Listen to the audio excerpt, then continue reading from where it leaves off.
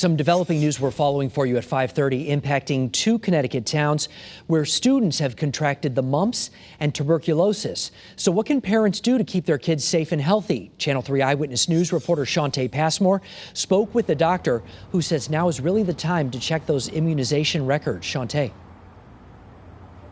Mark, what we're really talking about are two very rare infections, and by doctor standards, one being entirely preventable. In Glastonbury, school officials confirmed to Eyewitness News a doctor diagnosed a high school student with the mumps. The contagious virus is known for its symptoms: fever, muscle aches, and swollen salivary glands. The best fight against this infection? Vaccination, which is typically a two-shot process. One dose of a vaccine as a child gives you about a 78% reduction in risk for mumps. Two vaccines, which is the normal course for most children in the U.S., is about 88% effective at reducing the risk of mumps.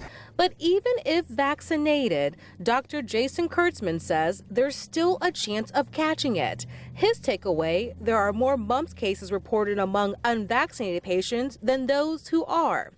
Though this event has become a polarizing issue for parents in the state, with talk of removing religious exemptions.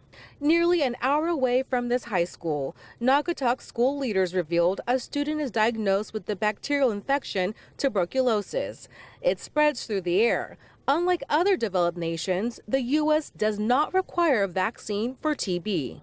Anyone who's having severe coughing with fevers and night sweats, especially if they're coughing up blood, you have to kind of stay as far away. And getting that person to someone who can test them for tuberculosis is the key, to get them away from anybody who might be at risk for that.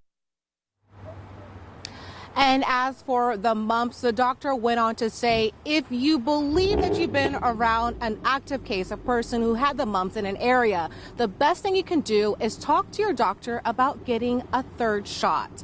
Live in Avon tonight, Shantae Passmore, Channel 3 Eyewitness News.